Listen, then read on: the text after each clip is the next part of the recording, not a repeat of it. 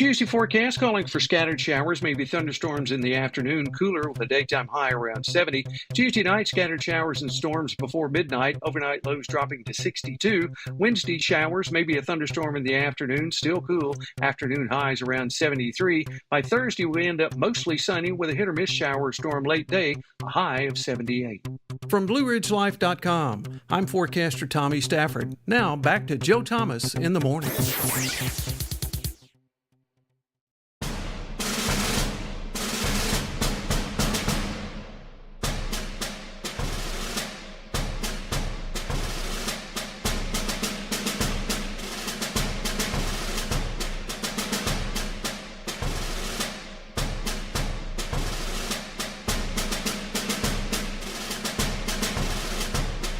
In the morning, thank you for letting us do what we do and joining in. And for the first time since we've relaunched in this video space in the time in between, as the graphic says, call in live, 434-882-4217. And again, scrolling around the interwebs, I find this to be a unique thing. Aside from the programs that are actually just video versions of radio programs, you generally don't see live call-ins on these internet shows, these the videos or just audio shows as well. Lots to do. Governor has signed the budget deal, and he's now going to $188 billion spending plan over the next biennium, and the upside for us is no Reggie, which in and of itself, and Steve Hayner will be joining us this week to discuss, the implication of not having the Reggie deal as part and parcel of this, and how that actually really does work out to be a tax cut for everyone. Also, the Attorney General has joined in a lawsuit on the subject of joining in a lawsuit over the EPA's truck regulations coming out of California, the land of fruits and nuts. What? No, I was speaking agriculturally. What? Yeah. Anyway, so the AG has joined in this suit to fight back against the EPA in California and their truck regulations that are going to kill most transportation issues and aren't green. And I think we spent some time yesterday with Craig Rucker from CFACT. After the program is done, you can go and check out the archives from yesterday's program. Craig Rucker from the Committee for a Continual... I always forget the CFA, Committee for a... tomorrow. I always forget the second C. But anyway, common sense, I think, is what it is, tomorrow. But was on with us to talk about some of these things and how none of it, ungats, this isn't a dog whistle, is green. So good for the Attorney General. Of course, National Police Week is continuing, and while it is easy to go after, and when somebody is unlawfully persecuted or prosecuted, to go after the police officer for doing it. You think about it, you are the squishy place in between a rock and a hard place, because the citizen doesn't believe they did anything wrong, or certainly doesn't believe they should have been caught for it. And the police officer's job, and this is an important abstract as you wind yourself up into calling in live at 434-882-4217, or emails to joe at jtinthemorningradio@gmail.com. National Police Week, and understand the role and why the importance of the word police.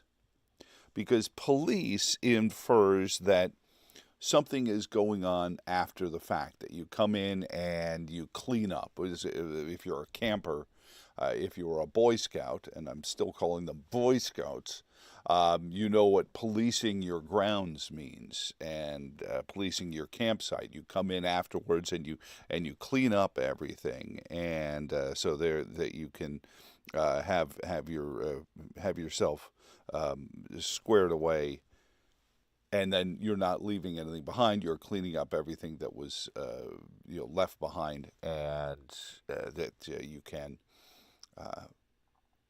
can leave the campsite as nice as you got it, if not better. So the word police means to come in afterwards and clean up.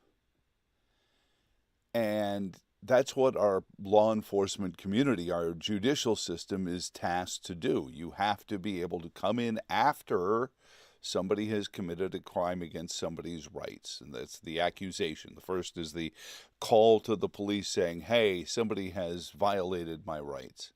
And then the police come as agents of the courts, and everyone is an agent of the court, because the court system has to be the part where at the end of the day, a jury of your peers will judge whether or not you transgress somebody's rights and how you should be punished for it. That's as simple as it can be made. As simple as it can be made.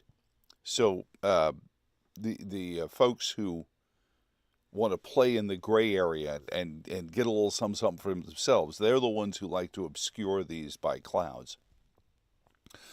So police week means these are the people who come in after somebody has already violated someone else's rights. Now, politicians will play in this imaginary little playground of being able to determine what are rights or not. And this is why it's dangerous, this game that the left is playing regarding, what are your rights, proactive rights, the right to housing, the right to an income. Well, if I don't pay my taxes, have I violated your rights? Because that's where your guaranteed income is coming from. Don't chuckle. But in a constitutional free republic where people are endowed by their creators with unalienable rights, police come in after somebody has violated that citizenship oath. Let's not be convinced that somehow we can create this idyllic society where that doesn't happen. No, no, no, no, no.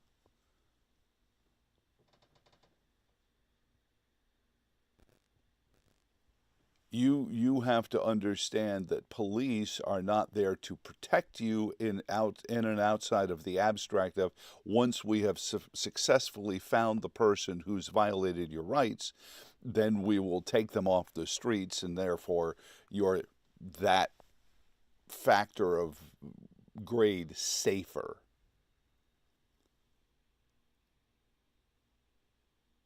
They're not your security force. Jim just comments to the YouTube feed, you are your own first responder. Well, you are the first responder. That's why I'm not calling it First Responders Week. There are people in my industry who don't want to say police because police, whatever.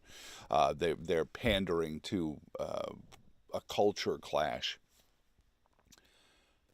The reason we're having problems culturally with police is because we've miscast what they're supposed to do. They're supposed to come in after somebody's rights have been violated, not before, not preventative, not prophylactically. Stop it. I hear you. Stop chuckling. So they come in after one of us has forgotten or has willfully ignorant of the fact that we don't have the right to violate someone else's rights. And they have come in, and now they must collect the evidence of this rights violation, present it to the elected prosecutor for that community, the prosecutor that will then be able to take those matters into a court of law, charge somebody with this crime, and if the evidence is such, be found guilty and then taken off the street, therefore making you that iota safer. And I know that as a, you have stuff, and we are in such a fragile state as a community. We can't afford to have our cars taken away, or we can't have our homes damaged, or our cell phones stolen. Never mind the identity within it. So the fragility of where we are as a community it leaves us understandably saying, I want somebody to protect me. That's why it's Jim's point on the YouTube feed. You are your own first responder. You have to be cognizant of what's going on and who's doing what and where are they doing it and what's happening. So that you can prevent that violation of your rights from happening. But the clunky bit is, what are your rights? Do you have a right to a house? Well, then I better, if some realtor doesn't give you the rights, just see the settlement that just befell the real estate community last year. National Association of Realtors said, not the face! And capitulated with nonsensical suits regarding things that weren't happening and certainly weren't as egregious as they were made to sound in the press. However, if we're going towards a world where you're guaranteed a house, well, if a realtor doesn't give you one, can they be punished? Can we call the police and say, realtor so-and-so didn't give me a house? Or whose responsibility is it to give you that house, to house you, since we have this unhoused problem? You see what I mean? You start to create things that you just are patently not rights. They become the conceit of a prosperous society. We've said the cycle of liberty. Liberty is won with the blood of patriots. And then that liberty is frittered away over generations. Now, I promised live phone calls, so let's not dally forth any further into that. Let's see who's on the line at 434-882-4217. Welcome to the live telephone calls. You're the first one online. These are heady days. Who's this? This is Matt. Hey, good to hear from you, Matt. How are you doing, sir? Oh, doing all right for an old guy. I think part of what you're talking about here is the idea that the left needs chaos. They need to have all of these different things going on. A brush fire here, a brush fire there, so that people don't just stop and look around and say, hey, wait a minute, this is crazy. Who allowed this to happen? Yeah.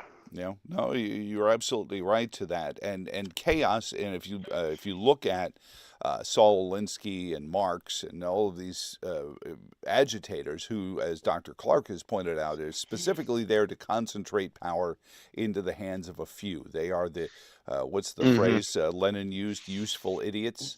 Yeah. And I know that hurts people's feelings because nobody wants to be called an idiot. But that is their role. Their role is to create the chaos so that the free people will say, please, we'll give this up if you can make that stop. And that's the point. It's not a bug, it's a feature. Yeah, well, I mean, it's you can put up with certain annoyances, but then things reach a point of they reach a breaking point or a boiling point, and then it's like, oh, we got to get rid of this. I've got to get Chuck Schumer off my radio. I can't stand the voice anymore. And then you're willing to make concessions like, oh, okay, fine, you can do this. Just get him off the radio. Right. I'll violate every New Yorker's right to vote if you just get Chuck Schumer off the radio. Absolutely, and you see that with Donald Trump as well. Donald Trump is very much an indication of people like, you know what, I just want him gone. I don't care what it costs. I don't care the after effects. And this is Republicans and Democrats alike. And you may or may not be one of them. But that's that existential point we're at, right, Matt? Mm-hmm. Yeah. Well, and I wanted to welcome you to the Valley. I'm glad you guys are over here now, even if you didn't move in the other direction to buy a business. You move east and then buy a business to the west. Well, where you live is not nearly as important as the community that you serve, and certainly many people in the Valley, come to Charlottesville and the surroundings to work. It's only fair that somebody should go the other way, don't you think? Fill in the gap while they're in Charlottesville, don't you think? Yeah, change the direction on 64. That's it. Well, that's the upside of it, is I'm always going to be driving against traffic. Although at 2:00 in the morning, if there's traffic on 64 at 2:00 in the morning, we all have problems. Oh, trust me, there is. But anyway, I'm glad you've got phone service, because in many ways this is an ensemble show. Oh, sure. And I'm looking forward to hearing Joel and Mason and Dr. Clark phoning in and all of that. Well, there was somebody calling from California at the beginning, and they just didn't feel like waiting around. So I don't know why. Well, that was Gavin Newsom to tell you that you're wrong about the truck ban, right? Or maybe it's about our buddy. Everything. Maybe it's our buddy from San Francisco that used to call all the time. Anyway, Matt, it's good to catch up with you, my friend, and all right. And, welcome back. I'm glad to see that it works, because this was all theoretical until just now. So thank you, sir, and you have a great morning. All right, you take care. 434-882-4217.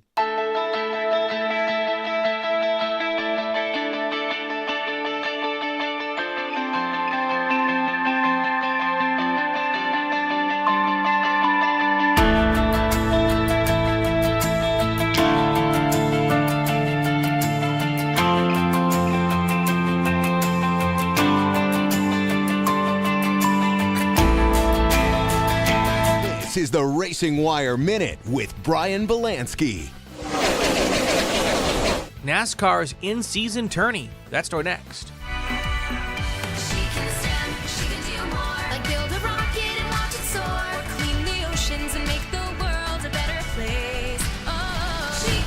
Learn more at She Can STEM. The Cup Series is getting a really cool mid-season shakeup next year. A 5-race, 32-driver, $1 million to the winner in-season tournament. The tournament will span the TNT part of the schedule, with seating coming from the last 3 races on Amazon Prime. Drivers will advance to the next round by finishing better than the driver they are racing against. In the 5th race, it will be down to 2 drivers head-to-head for $1 million. It will be interesting to see if the tourney brings fans to their TVs during a part of the season that's typically down in the TV ratings department. Reaction to the news from drivers? Positive. Haven't seen a negative comment yet. From the fans? A bit more mixed. Your Tuesday forecast calling for scattered showers, maybe thunderstorms in the afternoon, cooler with a daytime high around 70. Tuesday night, scattered showers and storms before midnight, overnight lows dropping to 62. Wednesday, showers, maybe a thunderstorm in the afternoon, still cool, afternoon highs around 73. By Thursday, we end up mostly sunny with a hit or miss shower or storm late day, a high of 78. From BlueRidgeLife.com, I'm forecaster Tommy Stafford. Now back to Joe Thomas in the morning.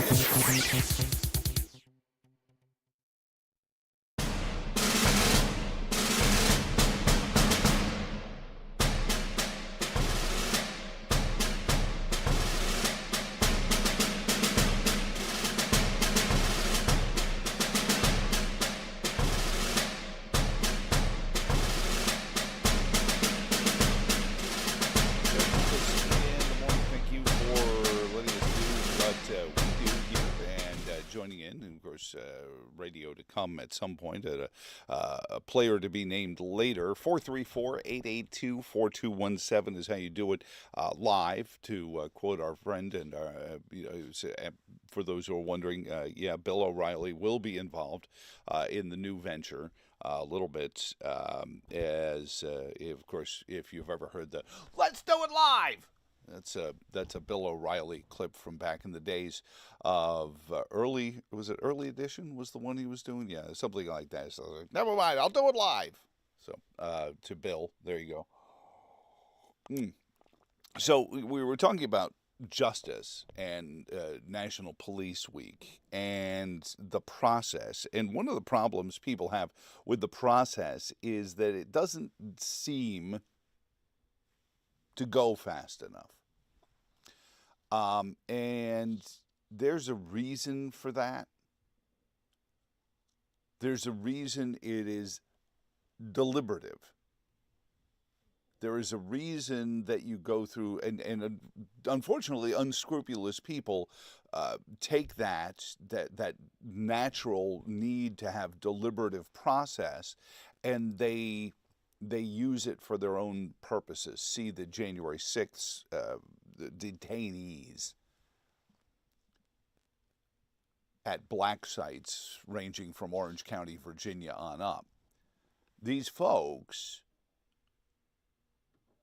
are victims of unscrupulous people who take a process that is designed to protect your rights and can weaponize it against them. And this becomes one of the things that you have to lay in the lap of the elected officials, because lawfare is not just what you see as Michael Cohen sits his carcass down in a jury box in New York City. Lawfare begins at 10 p.m. on some Wednesday night when your General Assemblage sits down to craft a law that most people would look at it and say, oh, okay, if you guys think that's important. You know, the General Assembly gives permission to the Attorney General of the Commonwealth of Virginia. For a great example is civil asset forfeiture. And I know that they have tweaked it and they've tightened it so that there's more warranty that has to go on in civil asset forfeiture. But civil asset forfeiture as a concept is simply being able to take your private property away from you permanently. So, and this has been confirmed from several legal sources, under the premise that if you are left to continue to hold on to your assets, you might use them in your defense. Now, to be fair, the applications have heretofore been in the world of drug enforcement. They go after a drug dealer. How's that been going? Last time I checked, there's more drug dealers than there were before. It's just kind of like the war on poverty. We seem to have more poor people than we did before it started.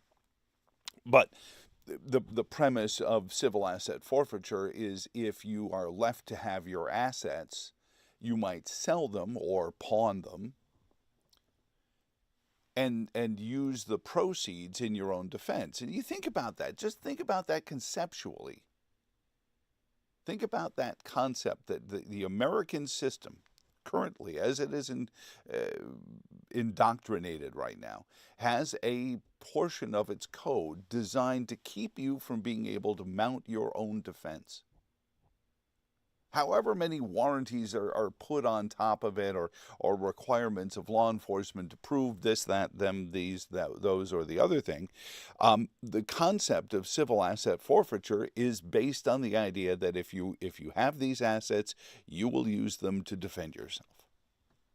Does that sound like something that the American system was based on? Does that sound like something Thomas Jefferson would have said, you know what, Adams may be on to this un-American activities stuff, this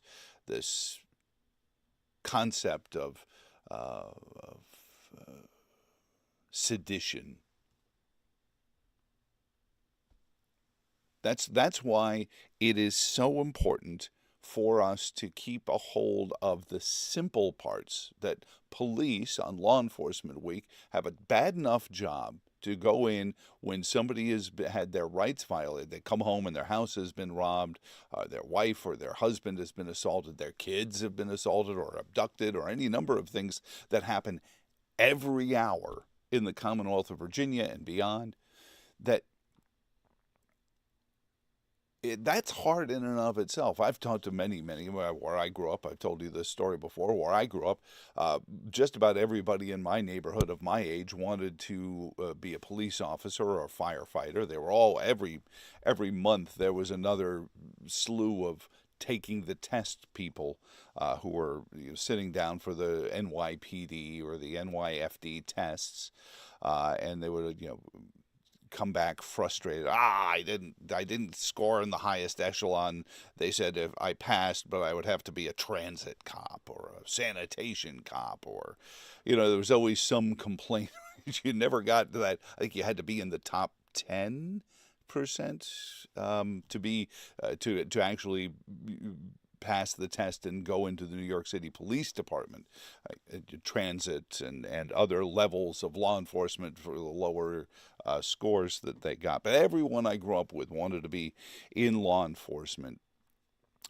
Where now you're struggling to get those people. Why is that?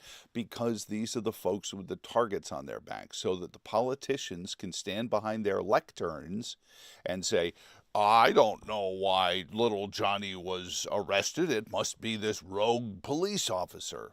Or they won't even name a police officer. They'll just say, this is the school to prison pipeline. As if there was some mystical desire to send young people to prison. I mean, outside of the Democratic Party.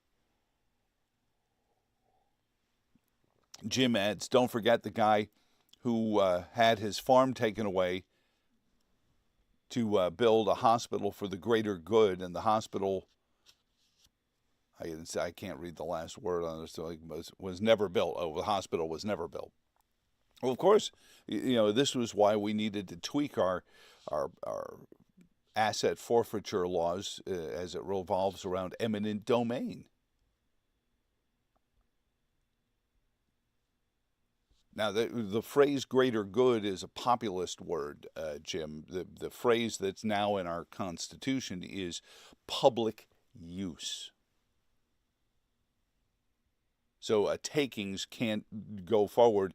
Part of the Kelo ruling was, I think it was Justice Alito, who had written in the dissenting opinion that states needed to tighten up the language in their asset forfeiture, their takings laws, because too many states, like Rhode Island, where Suzette Kelo lived, had it in their code that you could take somebody's property for the public benefit. Well, that's a movable feast, isn't it? That's sort of the same idea. What is your right? Is your right to have housing? Well, then if I don't give you housing, if I don't let you homestead on the quarter of an acre on the east side of my Fluvanna estate, I say that in air quotes implied because all my neighbors have 40-odd, 50-odd, 100-odd acre farms. I have an acre. But considering where I've lived in the past, it's huge. But do I have to let people homestead? Do I have to allow a encampment of the unhoused because they have a right to housing? And if I don't, does the law enforcement then have to come and get me because I violated someone's rights? Because somebody behind a podium has said, I want to look like the good guy. And is it preferable that people live on the streets? Hell no. Just like, polluting isn't a good idea, but the green agenda has nothing about cleaning up pollution. As a matter of fact, they create more pollution. In any event, 434-882-4217. We are now taking phone calls live, so just watch your language. And we'll get into that. We're going to talk about the governor's budget deal compromise with one of the folks who was voting on it. And again, thanks to Senator Mark Peake with his views from it. We'll get the after action report with Delegate Tom Garrett coming up, our friends from the Alzheimer's Association. If you're watching in West Virginia, get out to vote. If you're watching in Virginia, voting is going on until June 18th.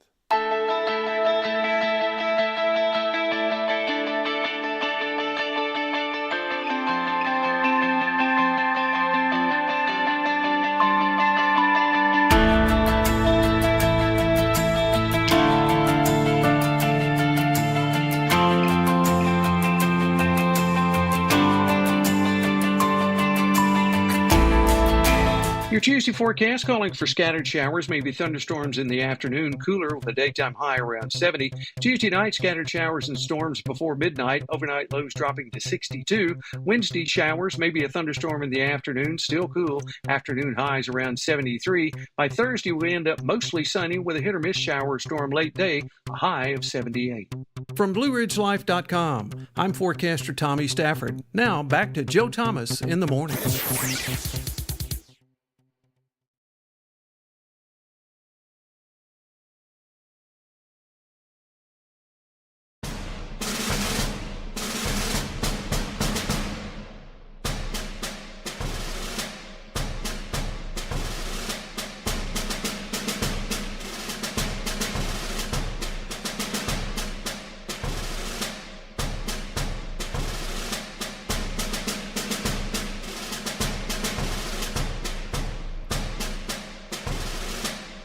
Joe Thomas in the morning. Thank you for joining in and being part of the program here at Rumble or YouTube, and great crowds on both. And please reshare the links to these episodes, really the channel in general, so folks can join in. So we were talking about the green agenda. The Attorney General of the Commonwealth of Virginia has joined in other attorneys general, 24 other attorneys general, to sue the White House and California over rules regarding gasoline or petroleum-based product, powered trucks, diesel, and gas, and the purported ban that's coming in by 2027.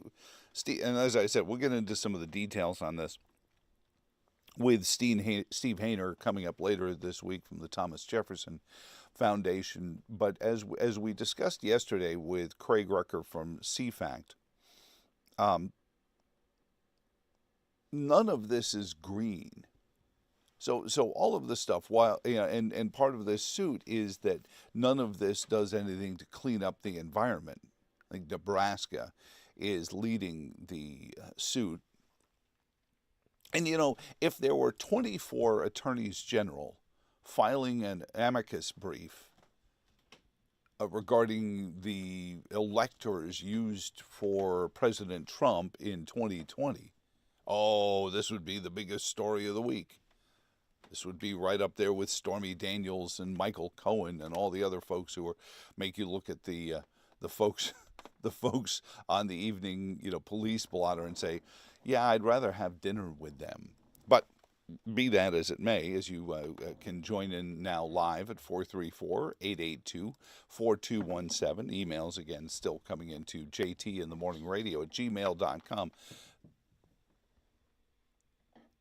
It is so frequent that if you bring up any of the questions regarding clean energy, our friend Chris Horner from the Government Accountability and Oversight Group has frequently used the phrase to describe what they use to line their pockets. So understand, there's companies that want to line their pockets, and they've discovered that it's more efficient to frighten you or cajole you into buying their product than to run ads convincing you to buy their product.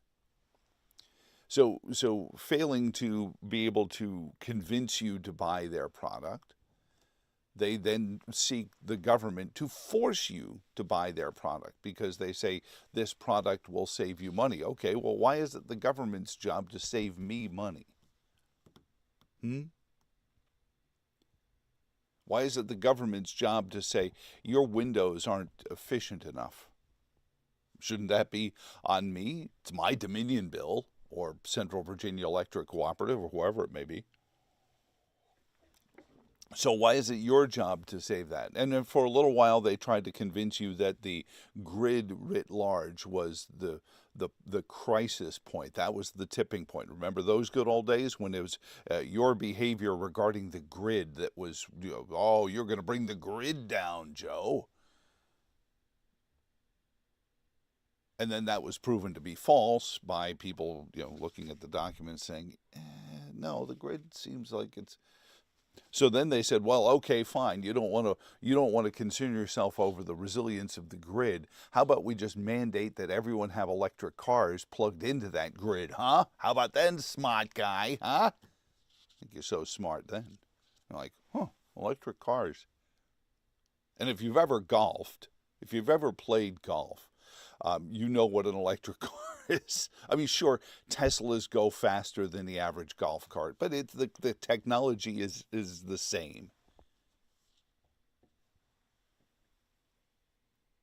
And you say, well, okay, is this efficient? No, it's not. It's interesting because a lot of people will dismiss things like hydrogen fuel cell vehicles.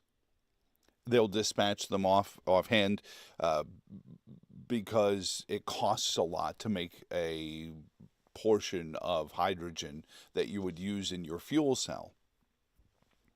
Okay, so the cost-benefit analysis comes out and, we don't, it costs a lot. We don't, cost more than we would be willing to pay to compensate somebody to make that cost.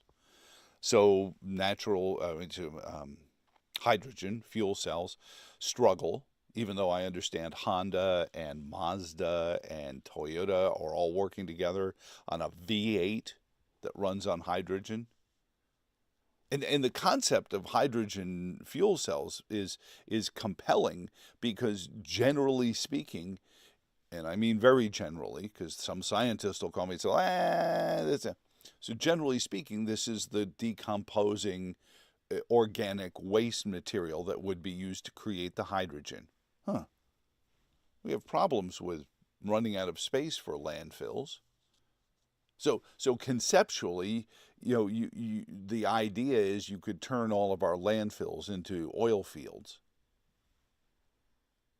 And still burning something. And you push hard enough on the green agenda people, and it always comes back to fire. It is the essence of their problem. If you're burning something, you don't count. Unless you're hydroelectric generating. And then I'm not really sure why you don't count as a renewable energy source, but they won't count that in their lists either. But if there was a better way to propel our vehicles to get us around so that we could get around, somebody would do it. There's some car company that's trying to get a foothold in the market. If there wasn't crony capitalism going on trying to keep the entry to that market down, which is also what is going on. So what we're watching is exactly what they want the young people coming up towards the Darden School of Business to think is happening, that the system is failing, that capitalism isn't going to address the clean environment when capitalism hasn't been allowed to. So as Chris's favorite expression is, this is something, and we must do something, so therefore we must do this. And that is the logic that they use, and I put that again in inferred air quotes. So I'm pleased that the Attorney General has joined into the suit against these crazy 20, and in some of the cases, we were talking about this last week on this program, in some of the cases, these mandates, these mandates regarding electric vehicles being sold by the Reynolds family of Orange, are going to start coming into effect in 26 and 27. It's not way off in the future. And remember when 2024 was considered way off in the future. So before you say it's way off in the future, 2030, the Davos crowd and their famous "It's 2030. I own nothing. I have no privacy, but I've never been happier." Those moments are not that far away.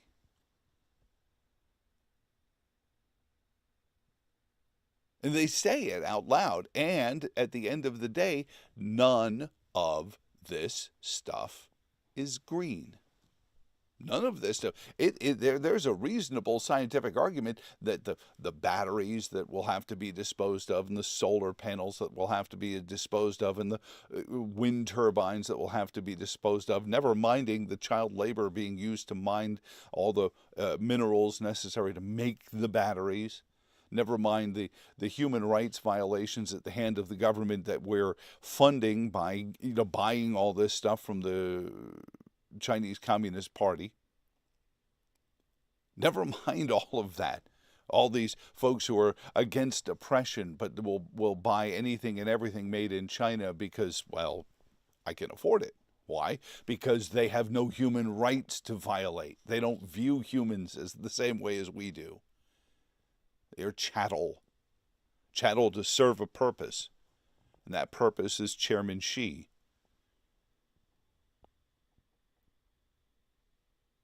So none of it, all the bloviation of Greta Thunderpants and everything else is all just significant sound and fury signifying Ungats.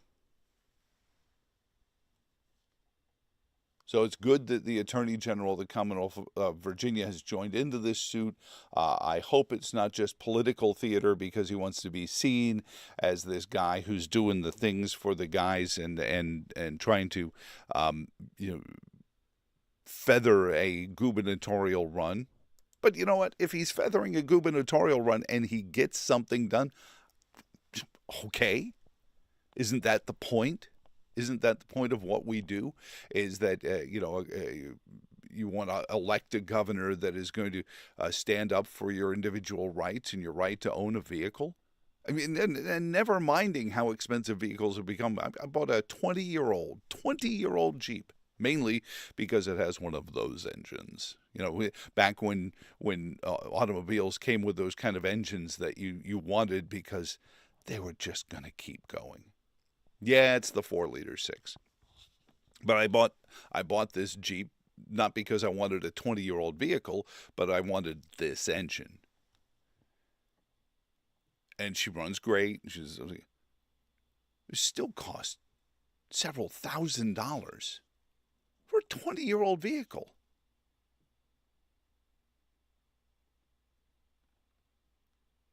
And in what will happen, not a bug, a feature, the leftists will say, you don't have a right to a vehicle, but you have a right to transportation. We will provide that transportation. We will get you where you have to go once we've approved of where it is you have to go. And remember, these are the same zealots who, if you ask for photo ID, will say, oh, you're like those Gestapo officers. Where are your papers? But if they ask you for your travel documents, which actually were what the Gestapo was asking for when they said, where are your papers? If you have to provide them with travel documents, that's perfectly fine because the planet.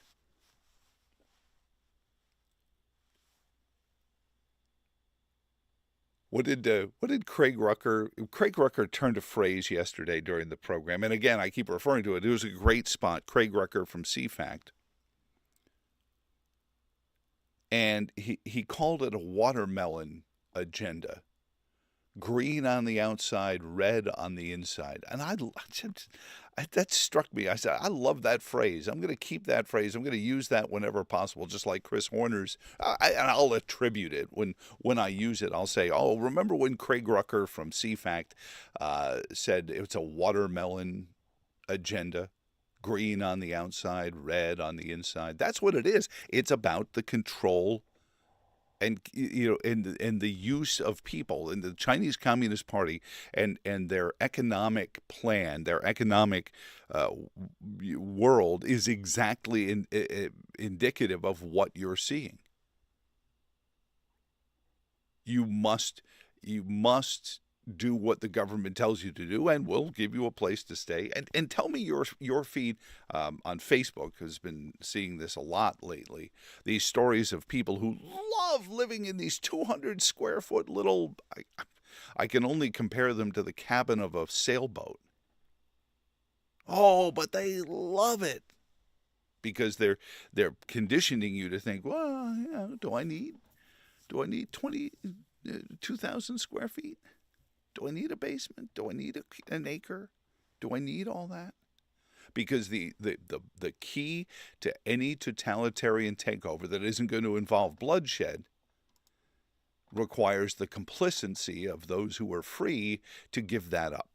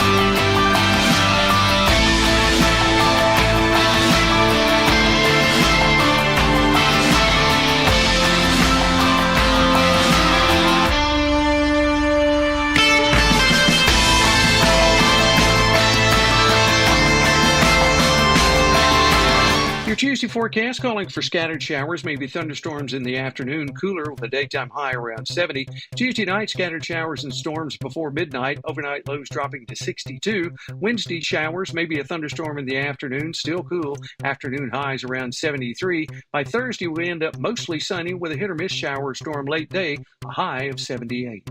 From BlueRidgeLife.com, I'm forecaster Tommy Stafford. Now back to Joe Thomas in the morning.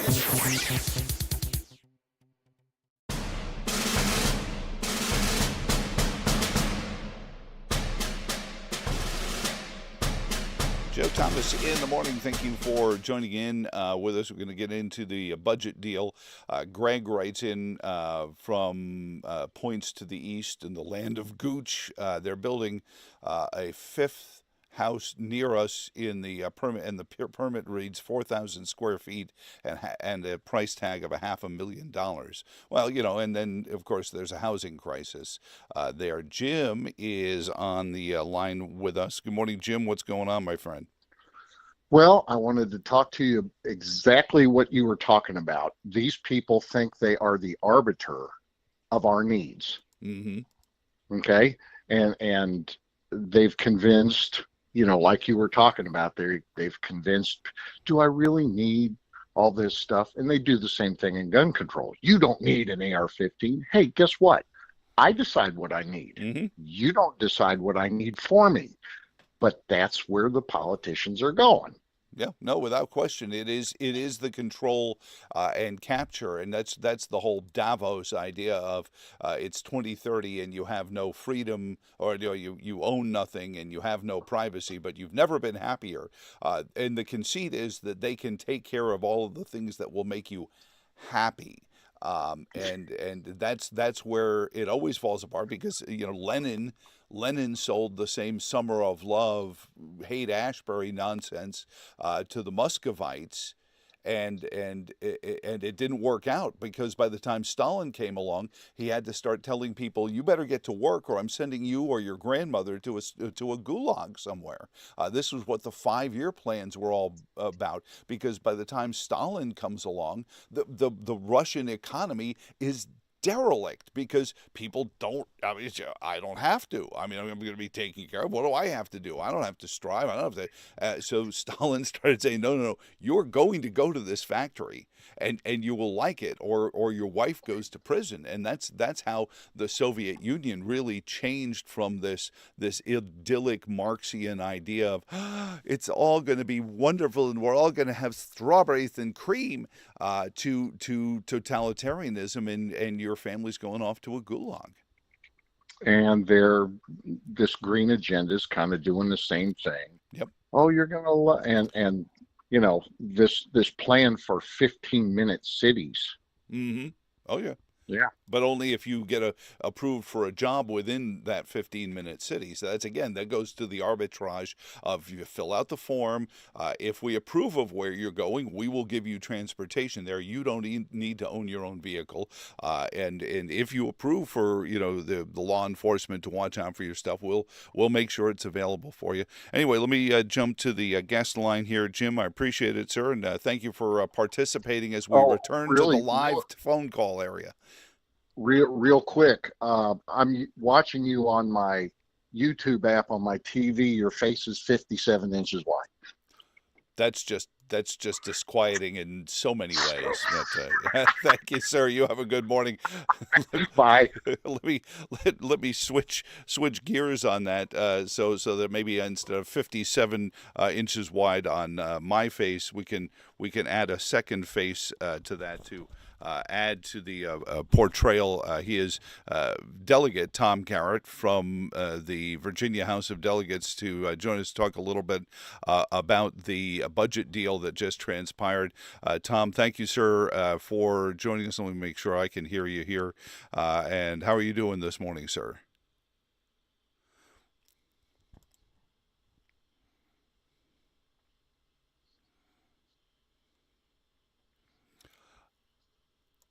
And you still like him, even though you're a Richmond Spider.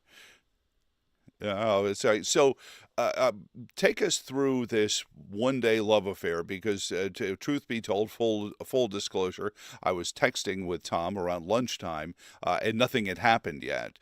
So this all came together pretty quickly. Was it all sort of a preconceived setup?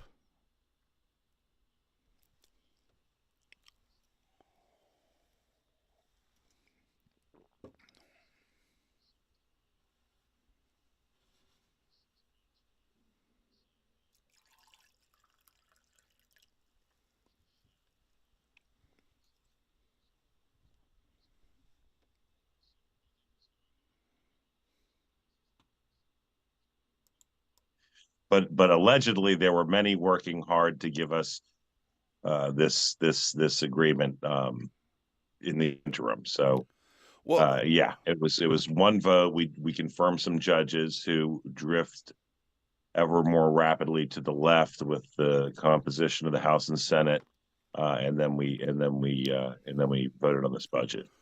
And folks had said to me, since we were discussing the green movement, and I like Craig Rucker's phrase, it's a watermelon. It's green on the outside and red on the inside.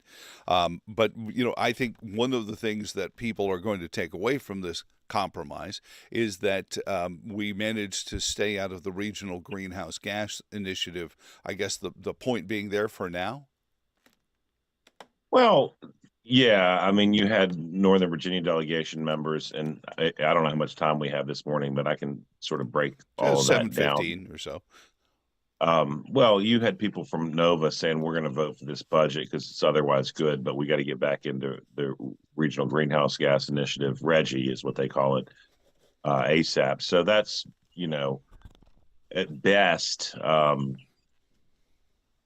it's on hold, right? Mm-hmm. I hope that we can take back a chamber or retain the governor's mansion, but that's coming back in 2026 for sure, whether we do or not, and we may or may not beat it. And that's something that we can raise our sort of hands and say, hey, look at this wonderful budget. Look, let me be really candid. It's not a terrible budget, right? I mean, we did manage to get with 2 Democrat chambers, and I voted against it. So that might shock you that I said that.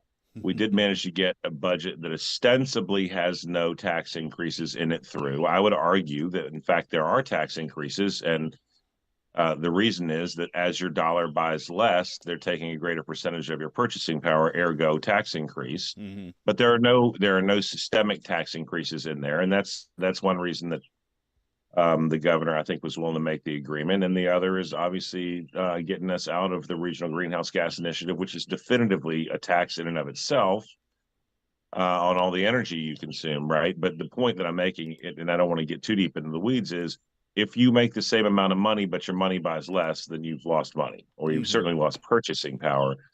And that's, of course, the goal of money, is to be able to purchase that which you want so that your head can be 56 inches wide on Jim's TV. And frankly, I would argue, Jim, you don't need a TV that big. But so I've seen worse budgets, right? What the Democrats wanted was to overtly increase taxes. I would argue systemically that that's happening anyway in this particular economy with inflation as it is. But the reason I voted against it is this: after I spent a minute or two defending it, we have billions and billions in surplus, right? Mm-hmm. And the next logical question is, from whence does this surplus come? And the answer is people like Jim and Joe. And if you've got all that surplus that you took from those people at a rate greater than what you expected to need, it would seem logical to me that you would give at least some of it back. And so I've seen worse budgets. I've voted against worse budgets. But this is just, it's like the government feels entitled. Hey, Joe, I need $20 from you. Right. If I have anything left over, I'll give you the change back. And then I'm done with the $20. I got $6 left over. And I go, you know what? You gave me 20. I didn't need it, but I'm going to keep it anyway. And we voted for that. So that's just not how I try to do business throughout the course of my life, and I don't think the Commonwealth should. Well, and you hear the phrases, esteemed members of the body like Creed Eads, they literally say our money. And it's that arrogance that I think you're speaking of, but it's monies that came along because, as minimally as he was able to, Governor Youngkin was able to get some tax relief for Virginians. So even as we came out of COVID and the first couple of years of his administration, we saw increased collections at the state level. Right. And let's dive deep into sort of a tangent that you went on there. I know Creed Eads. Creed Eads isn't arrogant. And I'm not saying this to defend Creed Eads. I'm saying this to assail our educational system. Creed Eads believes that it's our money. Right. And right. So it's not an arrogance problem. He's a nice fella. But he's been taught that when the revenue comes into the government coffers, from thenceforth it belongs to the government. Yeah. And in a pleasant, genteel way of saying the government is us and we, right? But he's not arrogant. He actually believes this stuff. And look, I mean, I get some wonderful colleagues and on both sides of the aisle. But this transcends party, right? Once it's in the government's revenue, box, it belongs to the government, and that's. I think the analogy I made with borrowing $20 from you and promising to return anything I didn't need to use is a pretty good one. And we just don't return that money anymore. And that's because we've been taught, right? Well, that it's the collective good. Did I put a time limit on when I can use that $20 for? I mean, that seems to be the get out of jail free card, Tom, is that I haven't finished using it yet. I still have things I want to do. Well, the problem with socialism is that sooner or later you run out of people's money, right? And Margaret Thatcher in that comment acknowledged, A, that it was other people's money, and B, that you would always find something to spend it on, right? There's no shortage of, and I should air quote this, of good ideas. in the assembly. The guy who did his impassioned speech on getting us back into the regional greenhouse gas initiative said, if I were to go around this room, I'd find 100 great ideas on how to spend $100 million that the governor is using for flood abatement. And I literally am sitting there thinking, no, you wouldn't.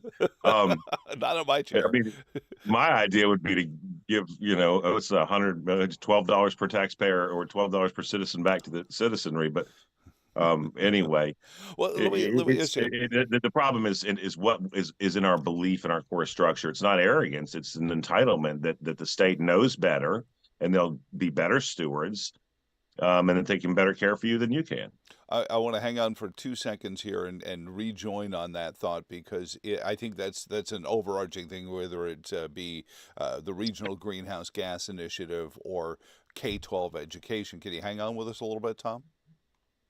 I will, but only if Jim tunes down the color tone on his screen. Why? You don't like the greens that are floating over your It's shoulders? It's all purple and gold over there at Jim's house.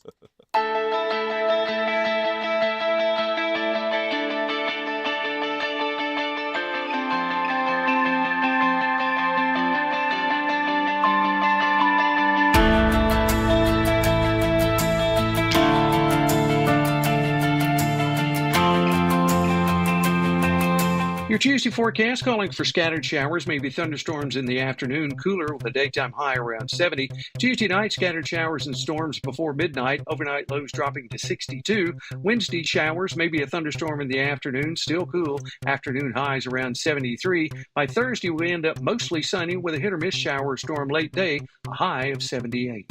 From BlueRidgeLife.com, I'm forecaster Tommy Stafford. Now back to Joe Thomas in the morning.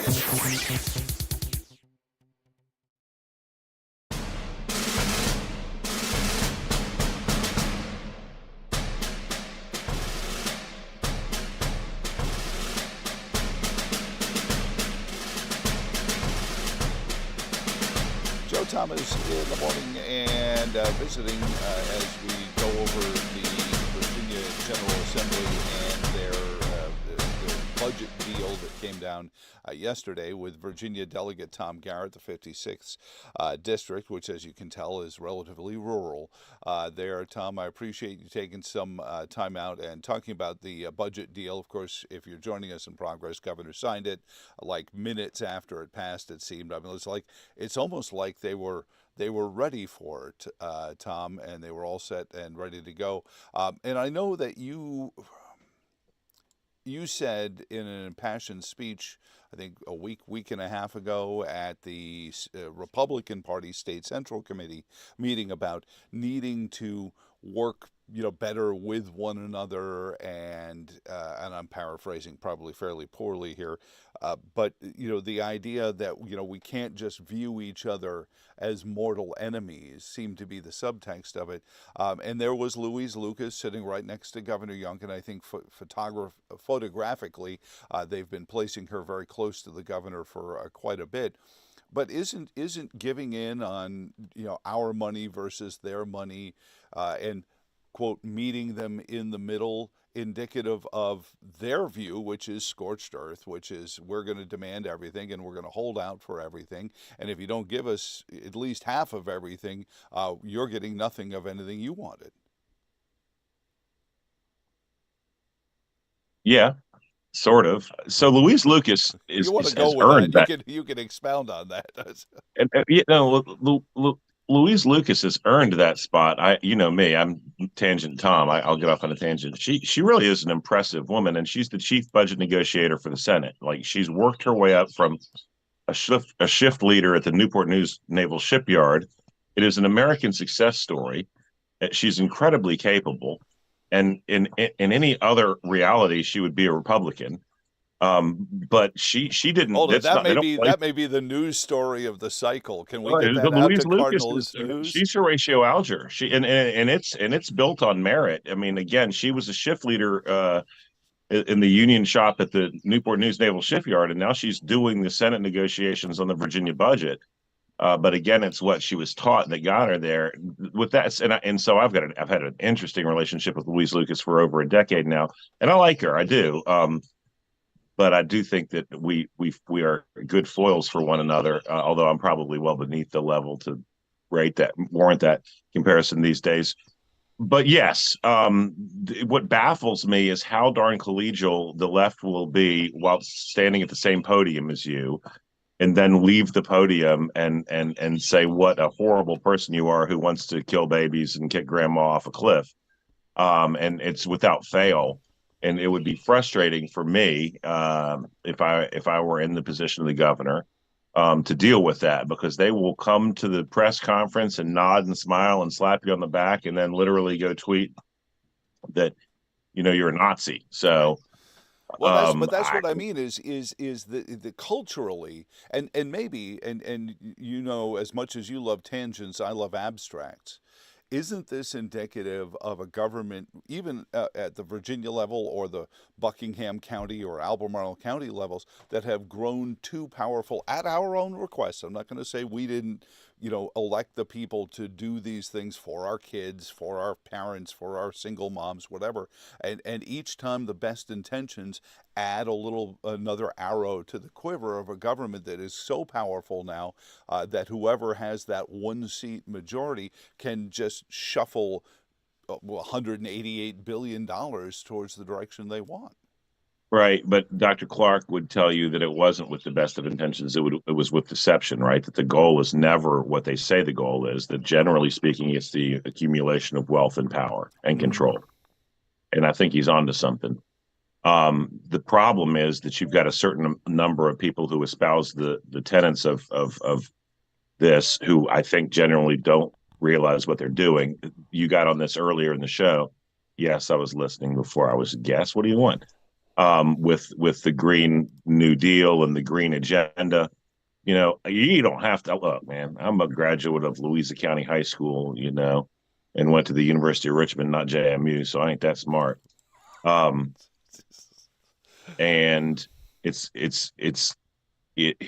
and I lost my train of thought. It's clear to me that Kyoto and Paris don't do anything except for change who's allowed to emit the carbon, right? And so if we care about our environment and we have one atmosphere and one planet, then if we're having no net reductions in carbon emissions and China's building coal power plants faster than we can shut them down, what we don't have is something to address carbon emissions and climate change, but instead something to address wealth redistribution. This isn't even hard. Yeah. Right? Because if we look at total units emitted, all it does is move it from the productive West to China and India and the developing world without reducing emissions. And yet these folks in their climate religion have decided that it's so important that we should literally compromise our children's future prosperity, right, to reach these goals, which won't be reached under the plain meaning of the documents that they espouse that we agree to. So again, it comes back around to an education problem, a belief problem, a truth problem, and the willingness to deny that which is directly in front of our face, so that we can, I think, allay some concern that we're not better than our neighbors, more enlightened, we care more. And you said it's live, so I won't tell you what sort of animal excrement that is, but that's ridiculous. But and there's another fella, famous Central Virginian, went to William and Mary instead of Richmond, but again, not a JMU grad. So did my granddaddy.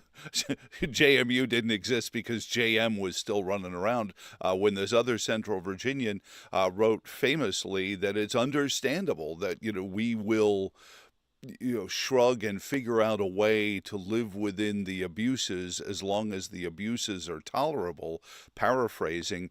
So what is the fix? I mean, your speech to the State Central Committee, was pointed, and I agree that, we have way more in common, but as long as there's authority or somebody can wield that authority over individuals, when's the breaking point? Is it when the dollar collapses and that we have to go through some great crisis? Is it when the Virginia state troopers can't get paid? What is the fixing point?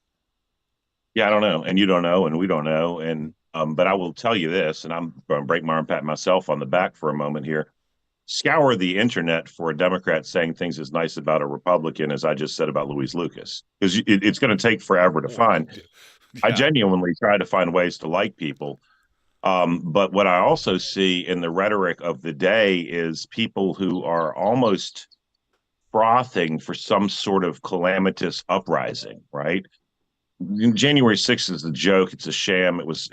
But people on both sides, I think, talk about their polling questions about there's a movie in theaters about will there be a civil war? And, I have been blessed to have been, I don't know how many active combat zones or in my life. And I do consider that a blessing.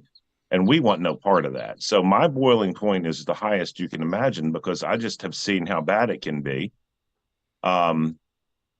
With that said, though, that doesn't mean that, like a frog in the pot, we should remain silent as we slowly boil to death. Mm-hmm.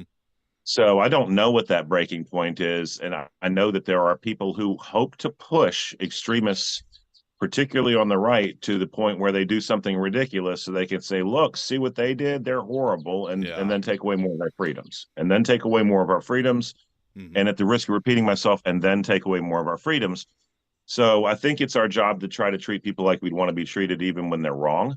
I think it's our job to try to espouse logic and rational thought, and to sell these ideas in the marketplace of ideas such that we can delay the inevitable and perhaps reverse course on some of this at a cost that isn't monumentally painful. Well, yeah, because the cycle is bad. I think we are technologically more capable to fight that inevitable or heretofore inevitable cycle of tyranny to liberty and back and forth. But through it, I think at some point, people in both political parties have to start standing up. And that's where I feel frustrated. People say, well, Robert F. Kennedy is X. His Google ex-wife, running mate is X. And I understand that. But for once, we have somebody standing up from within the Democratic Party ranks, sort of like the Chap Petersons of Virginia used to do, and say, hang on a second here, I don't think that's right. And that's where I feel like party over person is becoming too powerful. Is that a place where we could start working, outside of the partisan nature of it? And I understand that we all want to belong to clubs, but have these parties jumped the shark? Oh, I hope so. I mean, so Washington warned us against political parties, and he was the last president we've ever had who didn't run affiliated with a political party, right? And Tulsi Gabbard is another great example of someone who dared to think freely inside the Democrat Party and was immediately torn asunder. And if it weren't for right-leaning people, Republicans and independents, she would be as much of a footnote in political history as I am, right? So free thought is punished, particularly in the Democrat Party. And I don't know how you get back to it, but I was speaking with one of your frequent guests recently, and he said, I think people on the right would recoil against someone with a D beside their name in power for a little while, until, if they were doing all the right stuff, they started to realize that this person was doing all the right stuff. And then we'd start to move to thinking, okay, this person is a good leader and this is who we need. But I think, then continued to say, but I think people on the left would do whatever the corporate media told them to do, no matter what a good job someone was doing. I am not the world's biggest Donald Trump apologist. I mean, I support him. I certainly hope he's the next president. He also drives me crazy, and I don't have that much hair left to pull out. But if he's not the cleanest guy we've ever had in the White House, I'd like to see who is, because the proctological exam that they've given him, looking 6 ways from Sunday for some reason to legitimately prosecute him and incarcerate him, is beyond anything I can fathom. There are literally people sitting in federal prison right now, Joe, because they improperly validated parking at Trump Tower in New York. Federal prison for parking validation violations. That's how hard they've come after Donald Trump. And so, say what you want, this guy's pretty above board. He must be. They haven't found any polyps yet, political polyps anyway. There's he took that metaphor a step too far, perhaps. That's my job. Tom, I appreciate it. So is that Governor Youngkin's I don't want to say epitaph, but his role in this history as somebody who was actually able to get the Democrats. Mark writes into my email, jtinthemorningradio@gmail.com.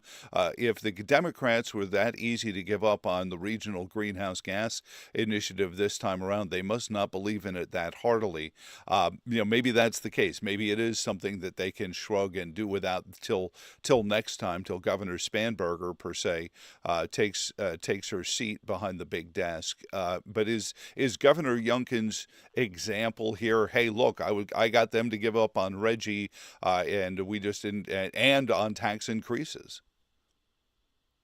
Yeah, let me say this: if I were Governor Youngkin, I'd be happy with this budget, and I don't say that as a backhanded compliment. He had two chambers that the other party controlled, and they are sort of intransigent. So he did what he could with what he had. So Garrett, why'd you vote against it? Because again, it's a vote on principle. It was 94-6 in my chamber, and somebody had to suggest that perhaps we should have given some of the revenue surplus back to the people who gave it to us to begin with. I don't know if it's his epitaph. Again, I mean this. Governor Youngkin did a good job with the hand he was dealt. I don't know how easily the Democrats gave up on Reggie. They had things in there that they had to have. The governor had things that weren't in there that he didn't want to have, tax increases specifically. And again, I would argue he got a tax increase whether we like it or not because of inflation. But I think this was the hill that he chose to die on. As I understand, I was not in the room. As I understand it, they said, we're putting it back in. And he said, I'll veto it and we'll be here all darn summer. And there was some more discourse, and we got what we got yesterday. So the only guy in politics in America right now with a tougher job than Glenn Youngkin is probably Mike Johnson. So he did. The governor did pretty well with what he had. Okay. It still wasn't a budget that serves Virginians well, in my estimation, but I don't blame Glenn Youngkin for that. All right. Well, I appreciate your insight into it, Tom. You have a good day there in the woods. And what was that book, Bryson, A Walk in the Woods? Well, it's been a nice talk in the woods. Joe Thomas, it's always an honor to be on your show, and maybe one day we can do something together at WTON if that indeed comes to be the next stage. I mean, it's in the purview of the bureaucrats, so it's in the purview of the creator. Well, it's always that, I guess. The creator created the bureaucrats too, even though we don't feel like that. You have a good morning, sir. God bless you, man.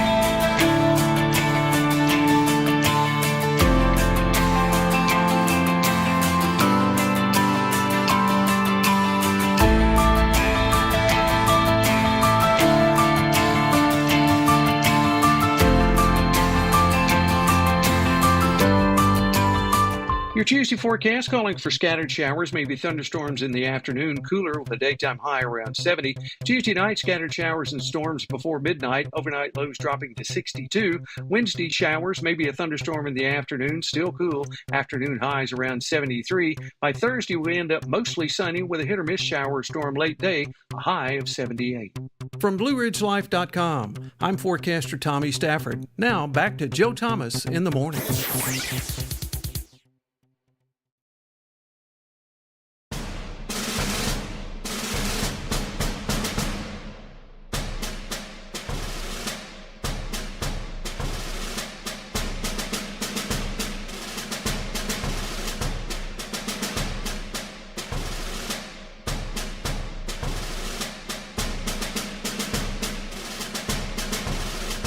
Thomas in the morning. Thank you for joining in. We'll get back to our newly reconstituted live telephone calls in a little bit, and that was always fun when we were able to. And it was for the want of a microphone. But now we have the microphone, and we have the mixers, and all those fun things. Wow! We're getting. Wow! I should send you a picture. Mac McDonald's opened his notebook, which simply is a bunch of paper and it's not very impressive. Yeah, you are. It's what you do with it that is.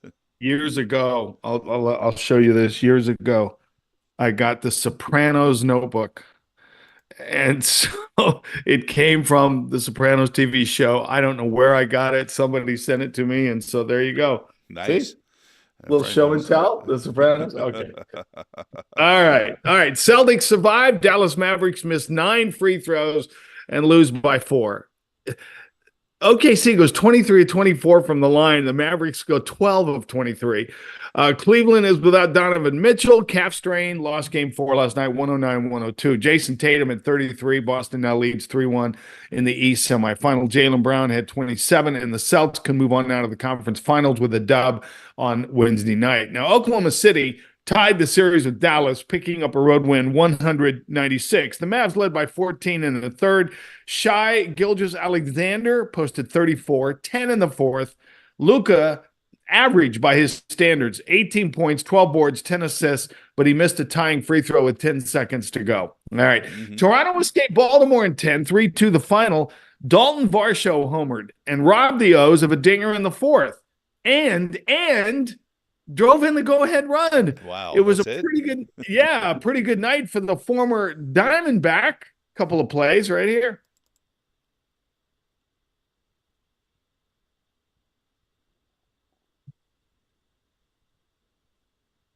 It's coming. Here it is. And now Ryan O'Hearn drives one to deep center, and Varsho's got it. Dalton Varsho brought it back. This is well hit to right field, and Dalton Varsho has tied the game. There you go. Just a couple. Yeah, nice day them. The Orioles, Adley Rutschman went yard twice, first time in his career. Philly moved its record now to 29-13, beating the Mets 10-4. Sorry, Joe. 5-4, the score. Bryson Stott had a leadoff homer in the ninth against Edwin Diaz and had the tie-breaking sac fly in the 10th. The Phils have won 8 of the last 10. Nats, White Sox were postponed. Why interleague play? Okay, I don't need to get into it. All right, 27 years ago, the WNBA brought over 5 million viewers to the table for a television broadcast. It was 1997 and the WNBA opener ever. Well, tonight, the Indiana Fever in Connecticut to play the Sun. Now, not only is the game sold out, but since over 2.5 million people watched the Indiana draft of Caitlin Clark, and with the Phenom making her official pro debut, there's a chance the league could set a new television mark. Now, the predictions are right about 3 million, but I'll tell you why in just a second. For Miss Caitlin, taking the moment, accept the challenge as the Fever get ready tonight. I think it's probably up there at the top. Like, this is what you kind of worked for and dreamed of, and now you get to put your jersey on for like the first real time and go out there and play. So I think more than anything, just soak in the moment. We get to play on the biggest stage. There's going to be a lot of people there. It's going to be loud, but you only play your first WNBA game once. So I think just enjoy it, and it's going to be competitive. They're really good, so you got to prep in the right way too. But more than anything, we're ready for the challenge. All right, so the game will air on ESPN2.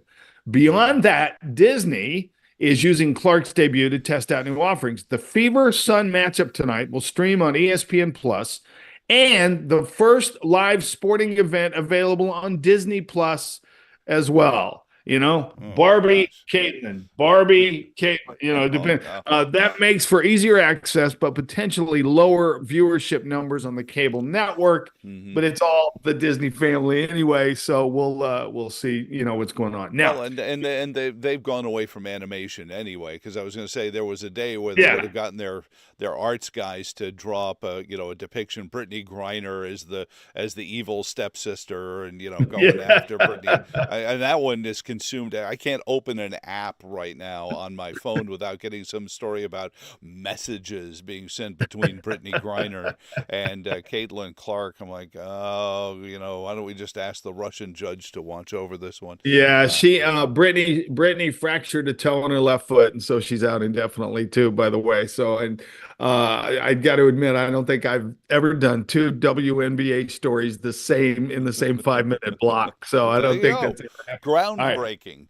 All right. So if you're ready for another in-season tournament, get ready in 2025. NASCAR is the latest American sporting venture to include, an in-season tournament. Really? For in-season. Yeah. TNT Sports 5-race package will consist of a 32-driver in-season tournament when it begins in 2025. Let's just go legends and get Gordon and Stewart back on the track and, Darrell Waltrip. Seating for the tournament will be set during Prime Video's last 3 races prior to the start of TNT's package. So, yes, NASCAR says we want an in-season tournament. So that, of course, is the way there. And what will it mean? Will it mean anything? Will the winner of this tournament get more points towards the championship? No. No. Shirts and skins, then. How about we just run around the track? There you go. Drivers. All right. And give it up to the Virginia men's golf team. It's been a long time since this has happened, but yesterday, Devin Pastel shoots a 67. He had 5 birdies, no bogeys, and they are in Baton Rouge. The number 12 Virginia men's golf team, and Sergeant Bone is one of my favorite people anyway. They shot 8 under 280. For 4 guys to do that, you play 5, you count 4, and they grabbed the first-round lead at the NCAA Baton Rouge Regional at LSU's University Club. All 5 Cavaliers shot even par better during the opening round of the 3-day event. There you go. By the way, it's PGA week. Which is hard to believe. That means the second major of golf's year, which ought to be fun. So, with all that happening, but anyway, So just it's that kind of week, and we're getting some rain here. So I love it when it rains in Florida because I get things done instead of just soaking in. So I get things done. So last night, because I told you, the kitchen demolition has started. Oh, yeah. And I walked in and got, no refrigerator, no sink. And so my wife has set up this little Airbnb in her living room, which we had a little quiet little coffee this morning before she, before I got started, before she went to the hospital and everything. So it's we got a TV in the bed. Really, we're washing dishes in the bathroom sink. We have no water except we're not going to do it in the pool. So I highly recommend you leave for a month, 6 weeks, and just let your contractor get things done. But anyway, we're going to get through it. It's not the it's not the worst hardship in the world. I know some contractors that would probably say, yeah, that'd be better for us too. Get the hell out. So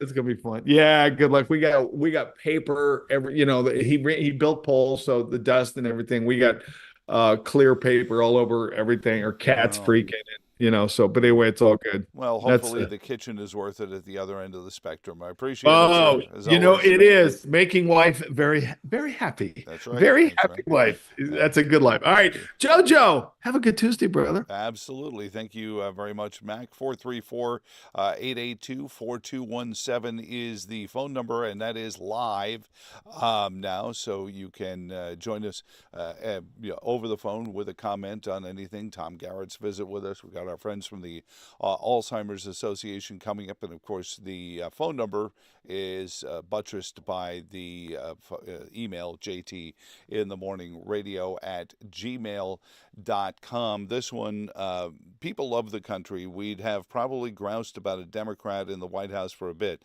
but once we saw the effect of his policies, we'd be on board in large numbers.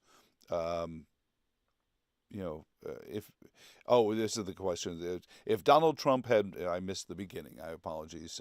I read from the middle out, which is President Biden's economic plan, right? From the middle out, but it's bad form if you read somebody's comments that way. If Donald Trump had run as a Democrat in 2016, I think it's likely he did not because he knew he'd have to. They'd have manipulated the primary anyway, but I think he could have won in the general with either label. Anyway, he'd run as a Democrat. would Congress have repealed the 22nd Amendment already, or would they be working on that right now? That's the one that forbids you from running more than twice. If he'd been elected as a Democrat, he'd have the vast majority of Democrat voters support because he was a Democrat. They're more about, quote, my side is winning, yay, than they are about what's actually good for America.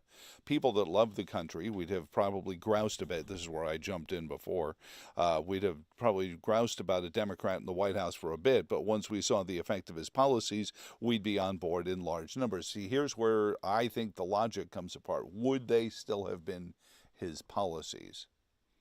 See, remember, the friction of the Donald Trump presidency was that you had the Democrats who didn't want to do anything with Chuck and Nancy, embodied by, and then you had Republicans like Reince Priebus, et cetera, that didn't want to, Mitch McConnell, that didn't want to do anything with him either because he was a usurper. And that's the only way you can really come up with a usurper. He wasn't supposed to be there. And this is why on January 21st, 2017, I told the radio audience, and I'll tell you this again, all of this, the Michael Cohen, the Stormy Daniels, the Alvin Bragg, the Fani Willis, all of this is about you. Not your vote, but to send you a message that if you don't do what we tell you to do, if you don't partake in the orthodoxy, if you don't go along with what we tell you, this is what's going to come for you as well. Can you handle it? Think about all the alternate electors in Georgia and in Michigan and what they've been going through. Michael Cohen flipped at the drop of a hat.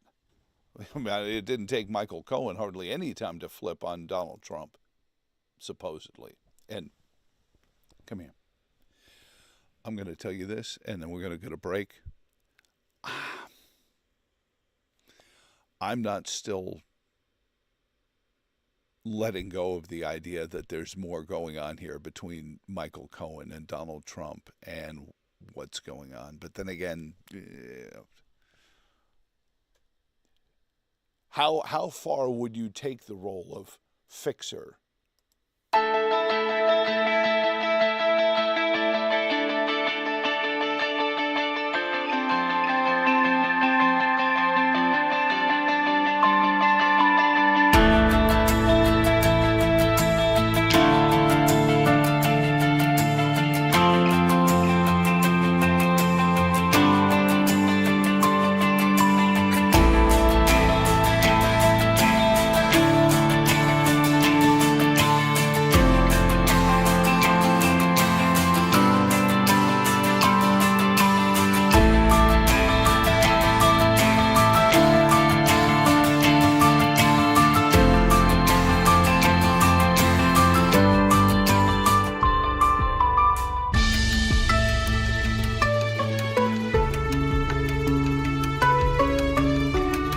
Your Tuesday forecast calling for scattered showers, maybe thunderstorms in the afternoon, cooler with a daytime high around 70.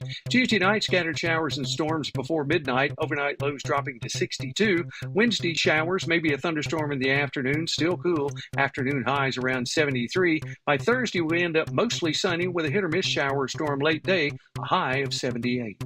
From BlueRidgeLife.com, I'm forecaster Tommy Stafford. Now back to Joe Thomas in the morning.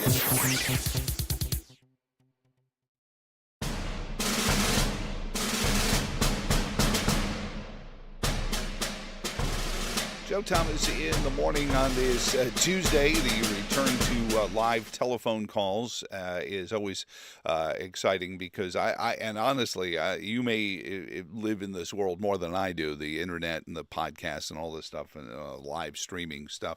I don't see a lot of people doing this, so I'm not saying I'm unique, but I'm unique at least a little bit. Let me get to you at 434-882-4217, and we'll get to our friends from the Alzheimer's Association. Good morning. Who's this? Hey, Joe, it's Clark.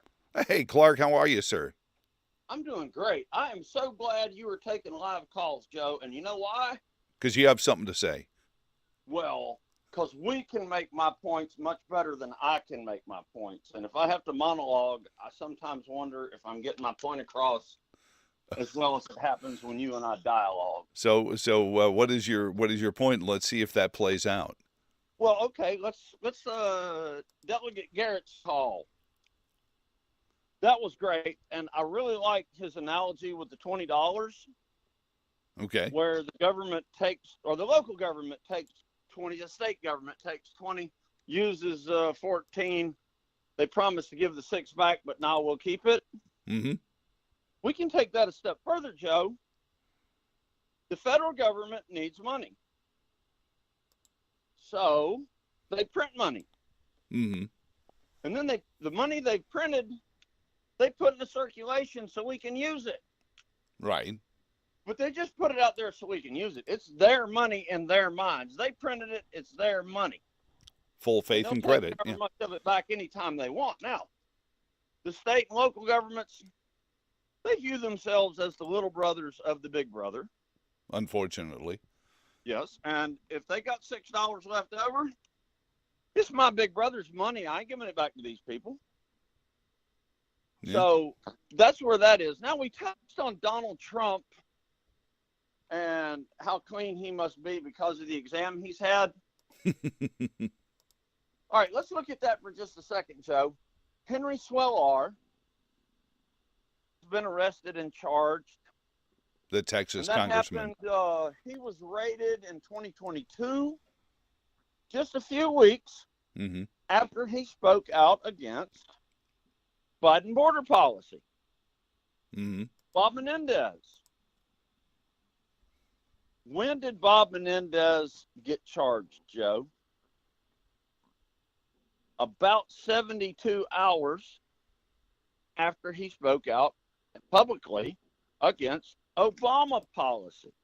Oh, that's right. That was the first, the raids. You're right. Okay. Yes. I see what you're saying. But so you're making my point, though, that the all of this, whether it be, is about sending a message to anyone else that might want to say something at a school board meeting or on a radio show or anything like that.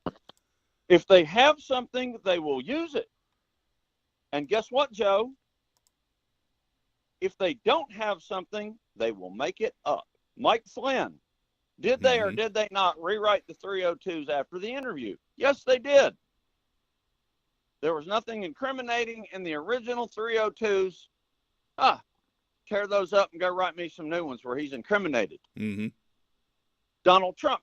Here's the big problem the intelligence community and the Uniparty has with Donald Trump. You know what the big problem is, Joe? He wasn't the one that he wasn't vetted through the system. That's my view on it. Yeah. That's certainly part of it, but they did not have a file they could use. We can't control this guy. We got to do something. And then the last thing, on your Virginia state budget, and they didn't raise taxes. Joe, when do you get your property assessment? It's early spring, I think, is when they come around and they do the new one so that they can factor it into the budget. It may be a summertime thing because I know some of the assessors are full-time employees of other businesses. So, yesterday, I received my property assessments, not my tax bills, but my property assessments for the county in which I live. Oh, my goodness, Joe. How much should go up? It's gone up 100% in about 3 years. Now, did the legislature meet and increase my property tax? No. No, they didn't. The mill rate's still the same. But I'm going to pay twice as much in property tax. Of course. And, to me... But you should be grateful that your property is more valuable, Dr. Clark. That's always that only benefits me if I intend to sell it, and it does not benefit me then if I intend to buy more property. Right, of course. That's their mathematics, their arithmetic that they do. I do need to run, Dr. Clark, but I see your point, and it is something we live through here in Virginia every time the assessor comes in, because I rarely have come across a General Assembly. Greene County, for example, just this past session voted to equalize their tax rates so that that would match the increased values. Very rarely does that happen. But you have a good morning, sir.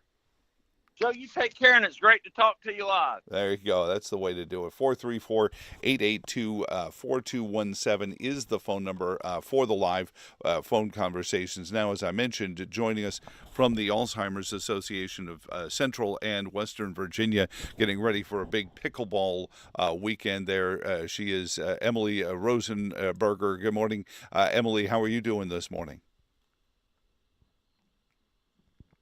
Yeah, yeah. Well, you say that. I just heard earlier that somebody was watching on a 57-inch TV, and I don't know if that works for it. So why don't we spare everyone that pain and go right to Emily there? So so this is there are deadlines afoot, right, for the longest day?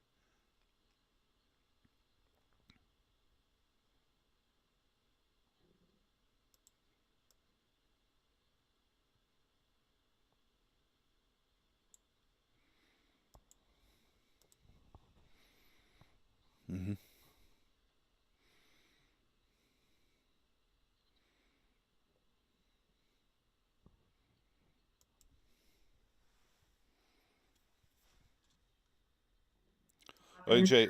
Emily, I'm sorry, Emily, my mistake there. Go back into what's going on with the pickleball deadline again. Rerun it for me. It was my mistake. Studio ops failure. So go into what's going on at the Greencroft. Absolutely. So we have our third annual End Alls Pickleball Tournament at the Greencroft Club this Saturday and Sunday. We have mixed doubles on Sunday and men's and women's doubles on Saturday. Both are round robin. And today's the deadline to register to participate. You can register as an individual or you can register your team, and you're supporting the Alzheimer's Association of Central and Western Virginia, and you're going to have a super fun time playing pickleball, because who doesn't love pickleball? I mean, I even showed up in the, my wife and I, don't judge here, Emily, my wife and I watched the Barbie movie over the weekend, and pickleball even shows up in the, Ken's like, you want to play pickleball? And so, I mean, if Ken is saying, let's play pickleball, it's got to have turned mainstream, right?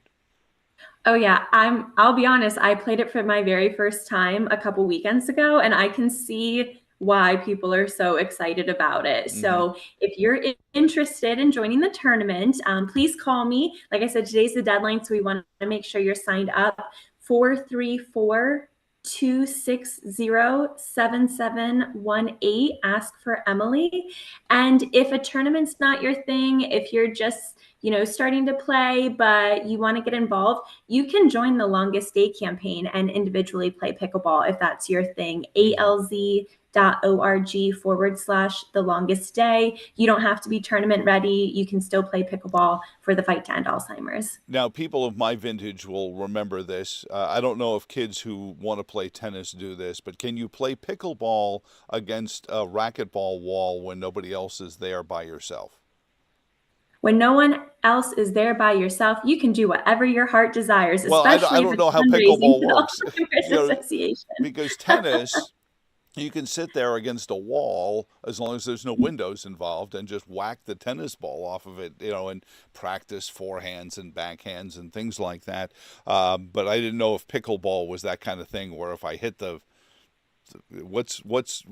is it a pickle? Is that what we're hitting back and forth? I mean, obviously not a real one. The Vlasic people would probably want to sponsor it, but whatever it's called that we're hitting back and forth, can I just whack it off the wall for a while and practice? The ball is definitely different than a tennis ball. Pickleball enthusiasts, I hope this is okay to say, I would say it's more in line with almost a wiffle ball. It's a lot lighter, so I'm not sure how it would do against a wall, but hey, I say all practice is good practice. Wow, wiffle ball. I haven't thought about wiffle ball in forever. Last time I thought about wiffle ball, I was watching one of Max Scherzer's sliders do that, and I said, I haven't seen a ball move like that since I played wiffle ball. Anyway, so you talked about other ways you can help. Longest day is, of course, the summer solstice. And as far as the Alzheimer's Association, a signature fundraising based on the fact that for a caregiver of Alzheimer's, somebody who's descending into Alzheimer's, every day is the longest day. So talk about other ways people are coming up with either teams or activities that they can do under a marathon construct to help raise that money.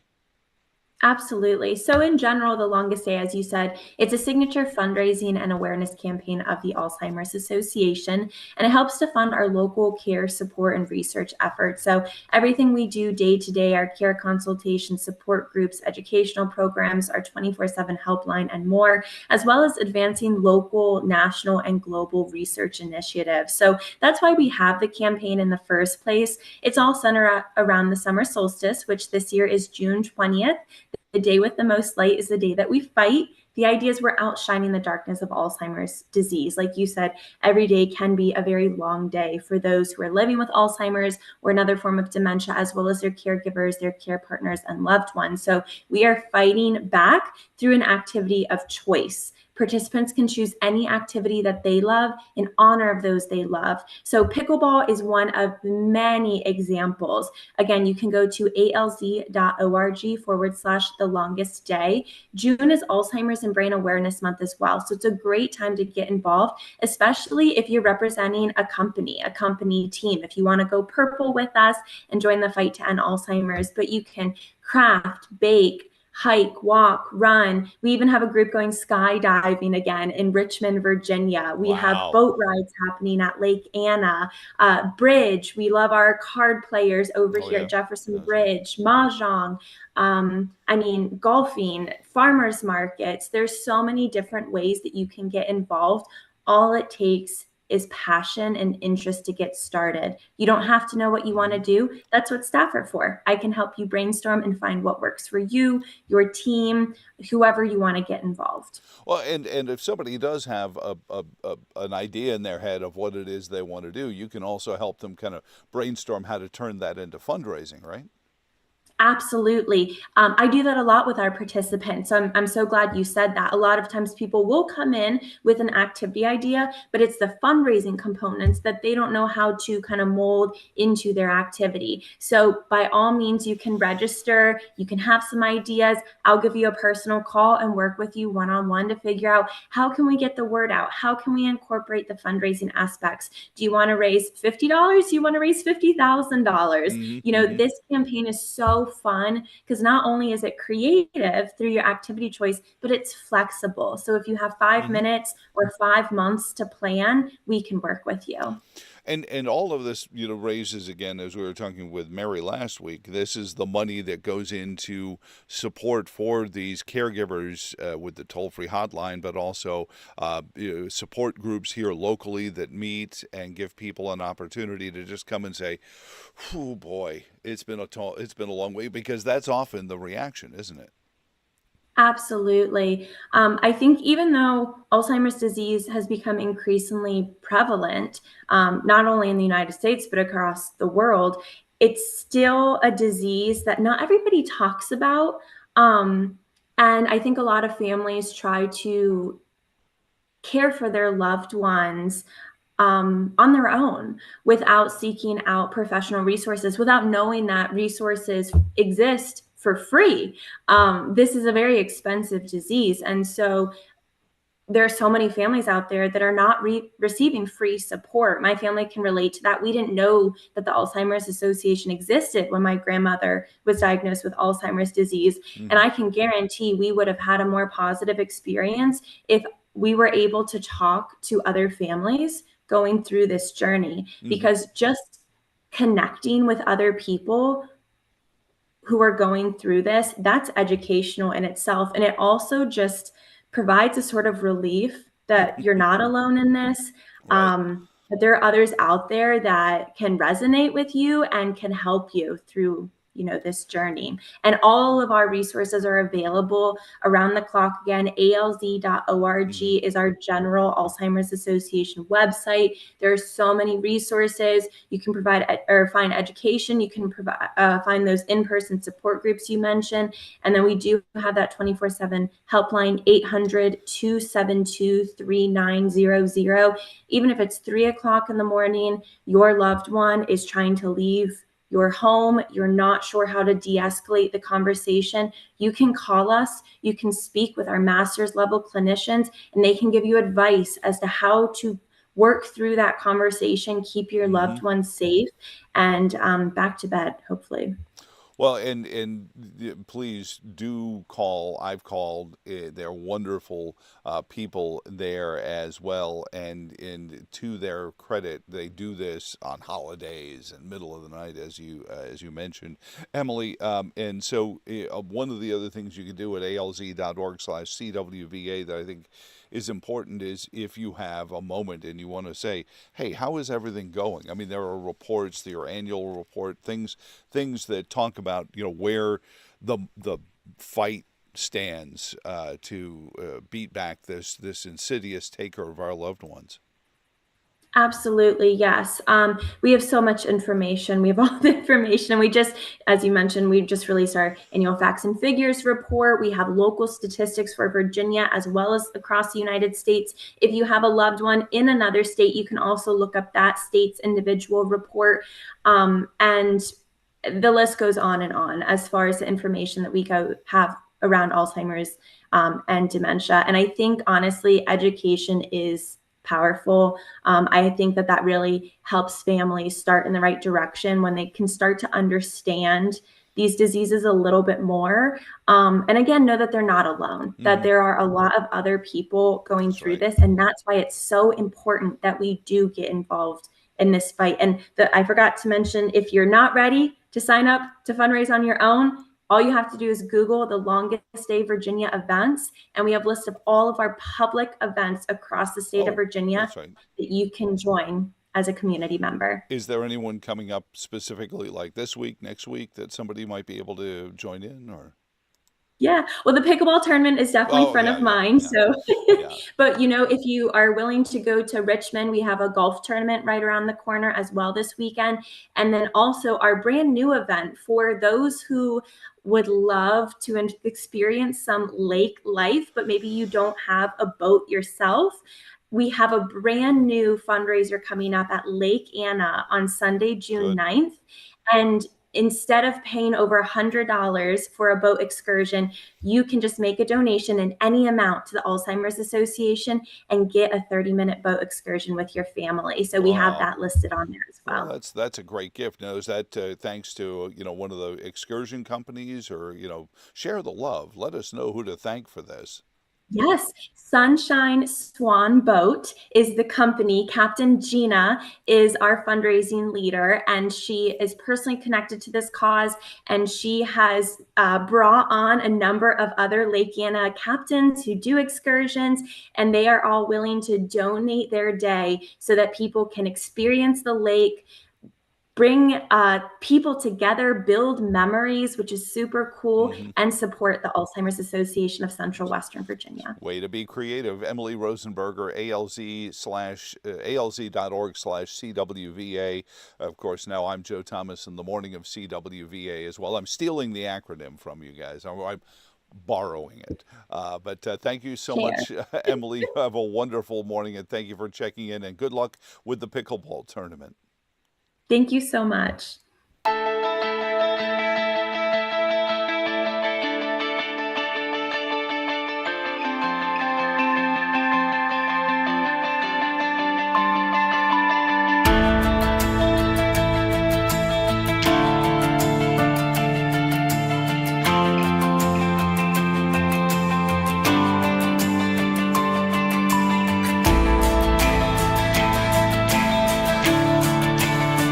Your Tuesday forecast calling for scattered showers, maybe thunderstorms in the afternoon, cooler with a daytime high around 70. Tuesday night, scattered showers and storms before midnight, overnight lows dropping to 62. Wednesday, showers, maybe a thunderstorm in the afternoon, still cool, afternoon highs around 73. By Thursday, we end up mostly sunny with a hit or miss shower or storm late day, a high of 78. From BlueRidgeLife.com, I'm forecaster Tommy Stafford. Now back to Joe Thomas in the morning.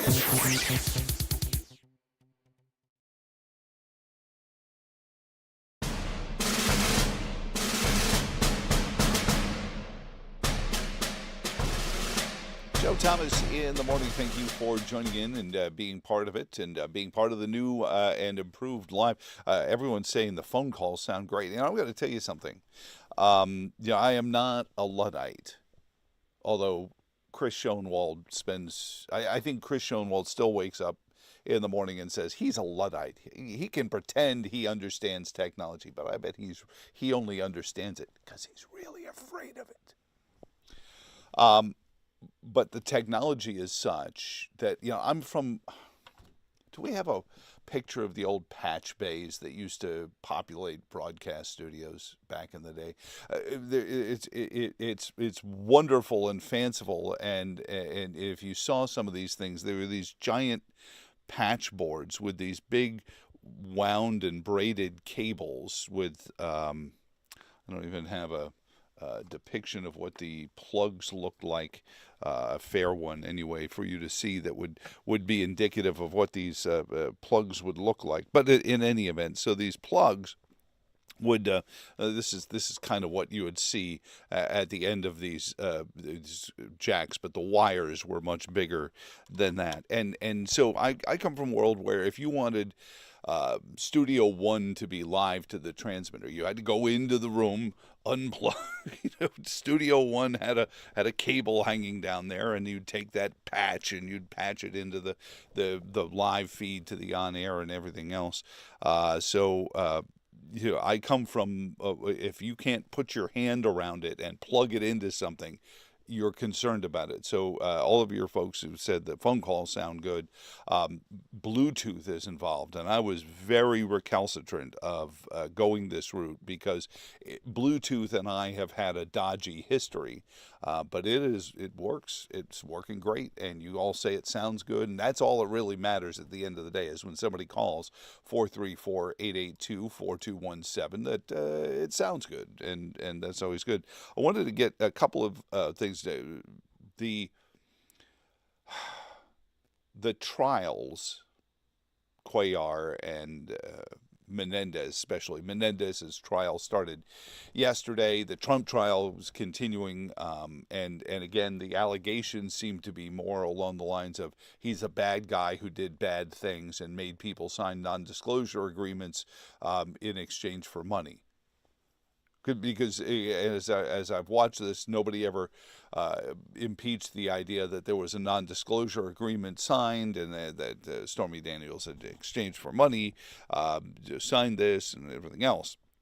But that being said, it becomes a bigger example of the power that these offices have. Because, having these offices becomes worth it to behave in these manners. To have the office becomes important to behave in this way to get the office so that you can then use the office. You understand what I'm getting at? Is that, to create this scenario that in some place human beings aren't coming pre-wired with 7 vices is a fool's errand. This was one of the reasons we had the checks and balances system in the American construct, was that Madison knew, and I think Patrick Henry certainly knew, but also George Mason especially knew in the construction of the U.S. Constitution that each person who would hold these representative offices were going to come into those offices being humans with 7 vices. Yes, and 7 virtues as well. I mean, it's fair. You got to make sure, What am I holding in this hand that could make you forget what I'm holding in this hand?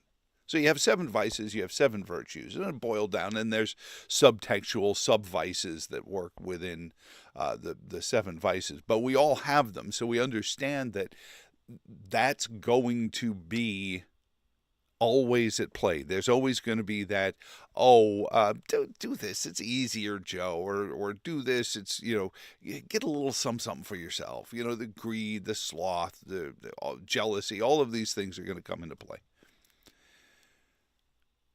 So the idea was that these offices weren't going to hold so much power that those 7 vices couldn't be weaponized against the citizens. And that's, I think, at a grand abstract, what we see happening. We, the people, have asked, and again, is it informed consent or not? That's a good question. Were we told in advance what we were trading for?